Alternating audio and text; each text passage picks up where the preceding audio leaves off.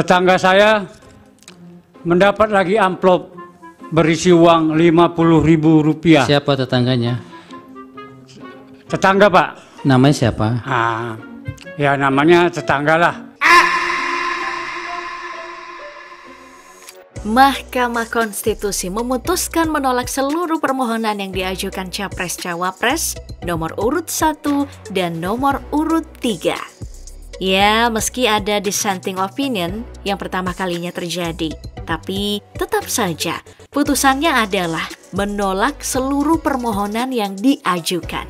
Toh juga mereka yang berperkara sudah saling bersalaman. Mau gimana lagi? Ia mempersilahkan yang menang untuk menjalankan pemerintahan. Nah, mungkin selama sidang, mau yang ada di dalam atau di luar cenderung tegang. Maka, aku akan ajak kalian nih melihat sisi lain dari sidang MK. Sisi lain yang aku maksud adalah momen-momen kocak selama persidangan ini berlangsung. Di sidang yang berlangsung tanggal 1 April tahun 2024, di mana agendanya adalah mendengarkan keterangan ahli dan saksi yang diajukan pasangan Anies Muhaimin. Dari keterangan saksi, ada momen yang lucu terjadi. Apa itu? Nih, keterangan dari Bapak Ahmad Husairi katanya begini nih. Ada oknum polisi yang bilang kalau mau aman 02 harus menang. Di situ bilang bahwa kalau pingin aman 02 harus menang. Hakim Ketua Soehartoyo bertanya balik dong. Siapa yang ngomong begitu? Siapa yang ngomong begitu? Jawaban Pak Ahmad, oknum Pak. Oknum polisi, Pak. Hakim terus bertanya nama. Pak Ahmad cuma beberapa kali bilang oknum. Oke, husnuzon aja Pak ya. Siapa tahu emang polisinya itu namanya oknum. Kita nggak tahu kan Pop Gengs. Canda Pak Ahmad ya. Wajar sih kalau Pak Ahmad menolak ngasih tahu siapa nama polisinya. Ya karena takut akan keselamatan nyawanya. Aku sih mendukung Pak Ahmad. Oknum ya oknum. Ini masalah nyawa loh Pak Hakim. Kalau saya ya saran aja sih buat kedepannya. Untuk isu-isu sensitif yang melibatkan perangkat negara, sebaiknya off the record aja Pak. Biar saksinya bisa bicara lebih plong. Gak lucu kan pas pulang ke rumah tiba-tiba ada teng penjual bakso sambil nenteng-nenteng hati. Masalah yang dirasa Pak Ahmad sama dengan Bapak Surya Dharma. Dia berniat membeberkan kalau ada lurah yang memobilisasi warga buat milih salah satu pasangan calon. Tapi pas ditanya siapa lurah itu, Pak Surya juga nggak ngasih tahu. Ya meski belakangan Pak Surya juga akhirnya menyebut nama. Itu yang nyuruh di kelurahan siapa? Mendata untuk Lurah. lurah. Ya. Siapa namanya? Namanya nggak bisa saya sebutkan sini, Pak.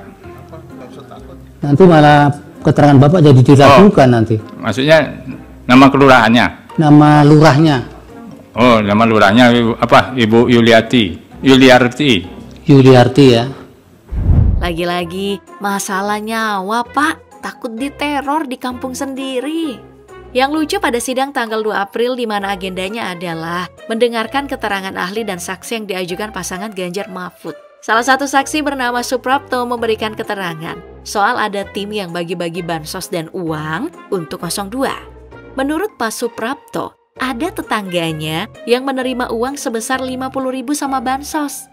Tapi lagi-lagi pas ditanya, nama tetangganya sopo? Pak Suprapto cuma bilang namanya tetangga, Pak. Dan itu berulang kali. Tetangga masa gitu. Itu Menjelang hari penyoblosan, tetangga saya mendapat lagi amplop berisi uang Rp50.000. Siapa tetangganya?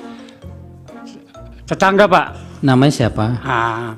Ya namanya tetangga lah. Itulah Pak. Gak ada bedanya sih sama Pak Ahmad tadi ya. Nama polisinya itu oknum. Kalau Pak Suprapto, nama tetangganya ya tetangga.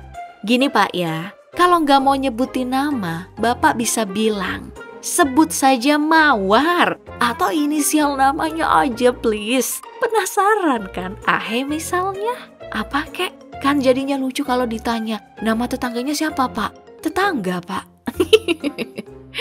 Tapi ya mesti diapresiasi lah keberanian Bapak karena mau speak up. Ya meski kemungkinan besarnya bakal dikucilkan nih sama si tetangga nih.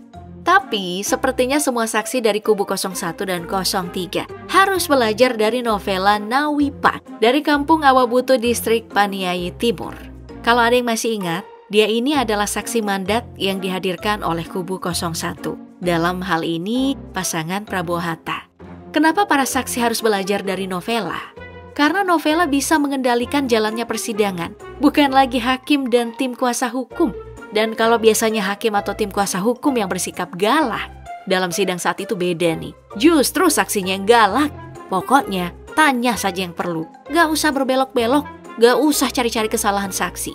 Beberapa kali hakim mencoba mencecarnya pertanyaan yang ada di luar konteks. Jawabannya selalu tegas dong. Kalau hanya 300 meter, Anda tahu ada kegiatan di distrik dalam rangka pemilu? Saya tidak mau bicara yang lain, Pak. Saya hanya bicara di kampung saya, Pak. Apalagi pas ditanya oleh tim kuasa hukum Jokowi JK, Novela malah membentak tim kuasa hukum dan menyuruhnya to the point aja. Kenal bagaimana? Ini terlalu banyak. Ya, atau paling tidak gitu, Kak. Oke, saya tanya bukan kepala suku kalau begitu. To the point saja yang jelas-jelas, Kak, yang bagaimana? Betul. Ya, jadi begini ya, saudara. Jangan cari-cari sapu kesalahan. Jangan cari-cari sapu kesalahan. Ya emang benar sih. Pernyataan-pernyataan dari Novela ini membuat hakim dan kuasa hukum jadi tertawa. Ngegas tapi lucu. Memang yang namanya menghadapi persidangan bawaannya itu tegang. Sampai ada satu kejadian lucu saat sidang sengketa Pilpres tahun 2019 nih. Di mana ada salah satu saksi yang minta izin kebelet buang air kecil. Mungkin saking tegangnya ya. Wah, apa tuh yang tegang? Ada rekayasa, ada populasi itu. Pak Idam, bisa lihat saya ya. Yang mulia, saya minta maaf, saya mau buang air kecil. Saat berhadapan dengan para hakim jadinya pengen kebelet pipis. Tapi nggak semua seperti itu sih. Ada juga yang nggak tegang dan bisa menjelaskan dengan jelas. Contoh Ibu Novela tadi. Atau Pak Mehmet Alijaya yang berani menyebut semua oknum-oknum yang diduga curang dalam pemilu di kampungnya. Kampung Cikaso, Desa Lebak, Kecamatan Munjul, Kabupaten Pandeglang, Banten. Pak Mehmet ini menjelaskan kalau di desanya ada yel-yel yang mendukung pasangan Prabowo Gibran yang dilakukan oleh perangkat desa. Penjelasan Pak Mehmet sangat detail, semuanya disebutin. Mulai dari waktu dan tempat semuanya jelas. Dari siapa yang mimpin yel-yel sampai orang-orang yang ada di lokasi semua disebutin. Kalau dikasih waktu lebih, mungkin sampai keluarga-keluarganya dijelasin juga nih sama Pak Mehmet. Nah yang lucu, Pak Mehmet sampai mempraktekkan waktu pas di TKP. Oke, aku praktekin sedikit ya. Posisi siap, tangan kanan ke atas. Yel-yelnya itu, kami relawan Iing siap menangkan Prabowo Gibran 1 putaran. Kami relawan Iing siap untuk memenangkan Prabowo Gibran 1 putaran. Siap, katanya semua kan begitu. Saking seriusnya mempraktekkan kejadian pas di TKP, sampai-sampai saat ditegur sama hakim gak dihiraukan. Dan setelah itu... Ini 18 orang ya? Setelah itu gitu Pak Mehmet. Besoknya kan saya lapor ke Panwas. Beliau terus menjelaskan sedetail-detailnya. Hakim Ketua Soehartoyo bahkan gak bisa menahan tawanya. Tapi salut sih buat Bapak, kita jadi bisa membayangkan di TKP itu seperti apa. Momen lucu dalam sidang bukan cuma dari saksi yang diajukan masing-masing pasangan nih. Momen lucu juga muncul dari saksi ahli dari Margarito Kamis. Saat Ketua MK meledek Margarito Kamis soal ahli hukum yang biasanya digas di bidang yang dikuasainya, sementara untuk yang tidak dikuasai, kadang bibirnya tertahan. Margarito Kamis justru merespon pernyataan Ketua MK dengan kocak. Sampai-sampai satu ruangan tertawa. Tidak, saya tidak menganggap ada kekosongan hukum. Sama sekali tidak menganggap ada kekosongan hukum. Baik, karena ahli itu kadang-kadang kalau tidak yakin melipir-melipir ditinggal itu. Nah, yang digas itu yang betul-betul dia kuasai itu. Itu ahli di mana-mana begitu. Ah ini Pak Toyo juga ini.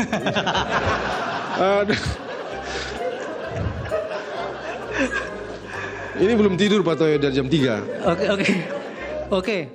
Ralat Pak, bukan karena nggak nguasain materi Pak, tapi karena belum tidur dari jam 3 Pak.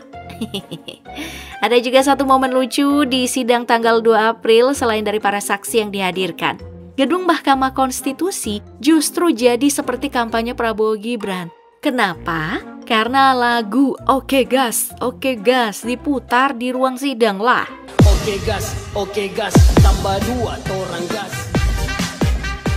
Bukan cuma 1 kali, tapi 2 kali. Apa emang karena 02 ya, makanya diputar 2 kali? Oke gas. Momen lucu lainnya juga terjadi saat sidang pembacaan putusan sengketa Pilpres 2024. Di mana saat hakim membacakan putusan, Caimin justru sedang asik berkaca bercermin. Mungkin lagi memperbaiki dasi yang mulia ya. Tapi bukan cuma sekali Caimin mengeluarkan tingkah anehnya. Bahkan di awal sidang, Caimin sempat ditegur petugas karena main handphone saat sidang dimulai. Caimin ini ya, selalu aja ada tingkah menggemaskannya.